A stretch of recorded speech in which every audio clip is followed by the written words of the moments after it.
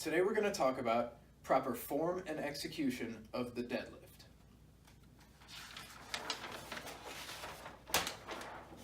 First, let's dive into the muscle groups and the movements utilized in the deadlift. So the deadlift is a compound movement.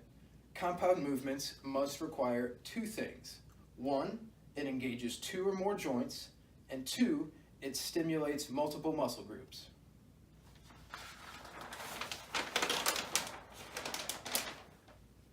The muscle groups utilized by the deadlift include our agonists, which is our primary movers. These are our glutes and our hamstrings. Next we have our antagonists, or the muscle groups opposing our agonists. These include our abdominals and on our obliques. Next we have our synergists. Now our synergists will get a considerable amount of stimulation from the deadlift, but they aren't necessarily considered our primary movers. These include our quads, our calves, our forearms, and our lats. Finally, we have our stabilizers, the muscles that work to stabilize the body while we're performing the deadlift. These include all of the muscles of the upper back and also our erector spinae, which help to keep our spine straight. So, to keep our spine straight, we have to engage our upper back and also keep our lower back flat.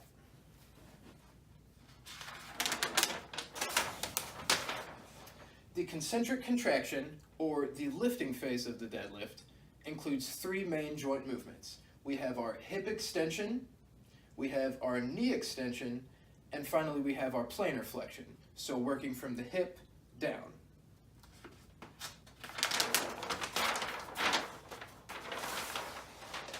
The eccentric contraction of the deadlift, or the lowering phase, is just the reverse of those three.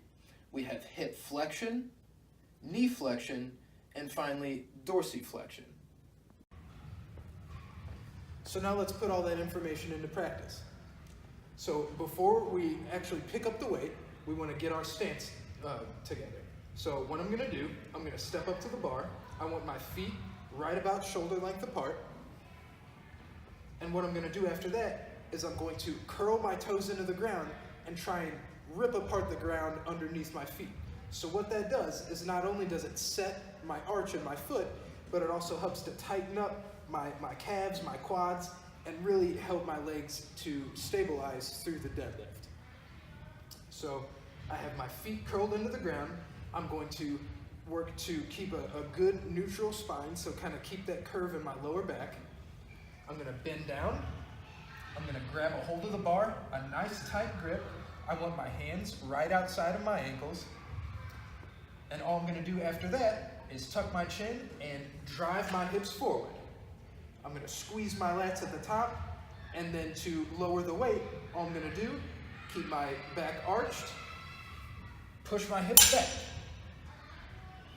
drive my hips forward, squeeze my lats, push my hips back. So if you make sure you follow these tips, you too can have a safe, strong deadlift.